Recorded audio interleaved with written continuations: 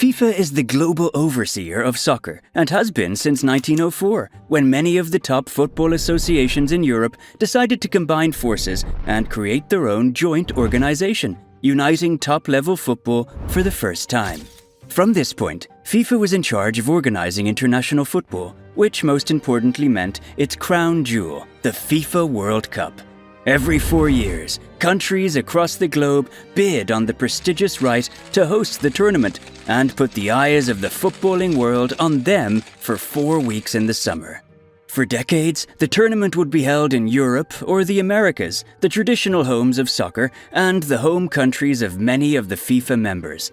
They would take the tournaments to places with guaranteed, long-time passionate fans in places such as Spain, Argentina, or Germany. Then, in 1998, enter Sepp Blatter, the man with a plan, or so we thought. After watching the success of the 1994 and 2002 World Cups in the USA, South Korea, and Japan respectively, Blatter thought it was time to expand the tournament to new horizons. This ultimately leads us to the arrival of the biggest FIFA scandal of recent times, the awarding of the 2018 and 2022 FIFA World Cups. Now, there was ultimately far more to be uncovered, but even in December 2010, there were many eyebrows raised when consecutive World Cups were awarded to Russia and Qatar, ahead of nations such as England and the USA, whom many had considered to be favourites for these, especially with England having not hosted since 1966. Just days before the World Cup bids were announced, the BBC dropped a bombshell documentary spilling the tea on FIFA's alleged corruption, suggesting that bribes were involved in the awarding of broadcasting rights for tournaments and that ticket touting had been occurring at the organisation, all under the watch of Blatter.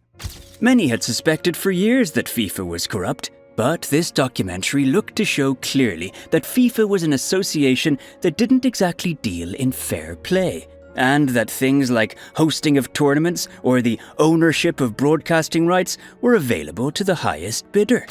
Qatar, in particular, being awarded a Summer World Cup perplexed many, and especially infuriated the Australian and American delegations, who were unconvinced that Qatar's air-conditioned stadiums would be sufficient for hosting a tournament in the Arabian Peninsula in June and July. Ultimately, FIFA would be caught up in their biggest ever scandal in 2015, one brought forward by the United States Federal Bureau of Investigation, or the FBI, which blew the lid on all of this and much more at the top of the world's biggest sport.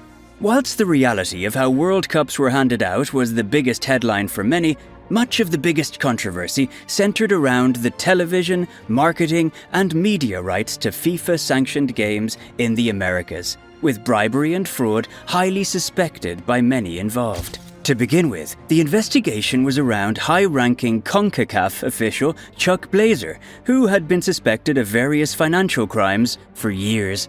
Blazer had for many years allegedly failed to file personal tax returns, which raised further suspicions from the powers that be running the investigations.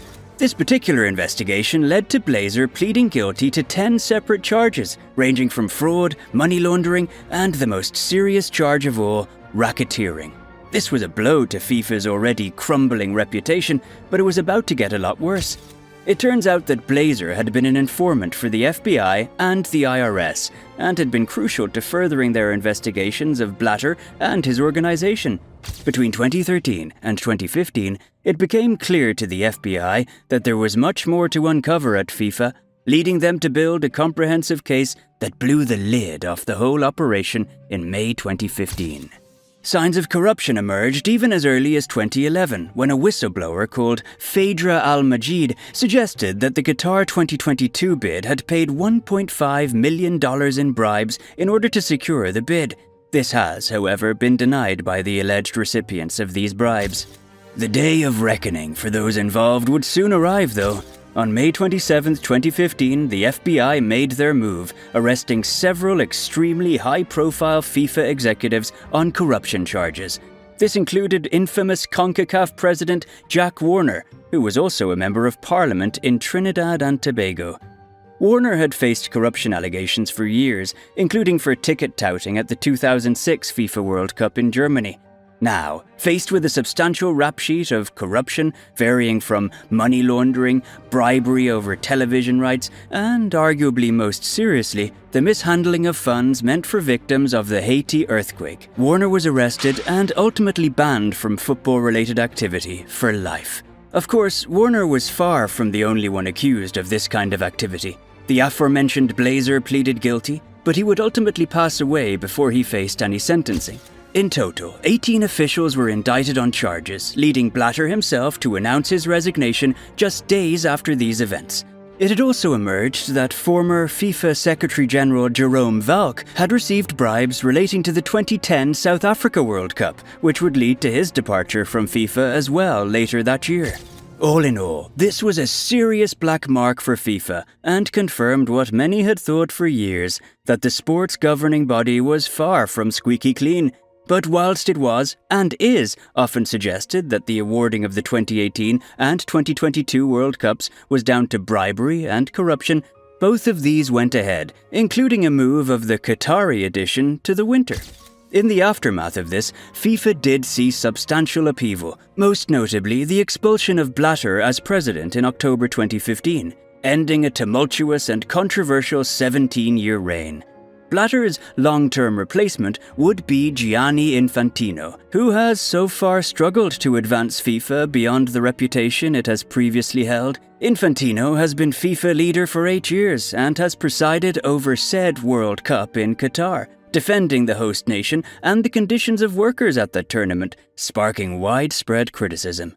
FIFA remains a controversial and very unpopular organization, with billions of soccer fans struggling to put their faith in the organization after the scale of corruption which has been uncovered. Going forward, it remains to be seen if FIFA can regain this trust, or if bribery and general corruption are likely to continue in the near future and beyond.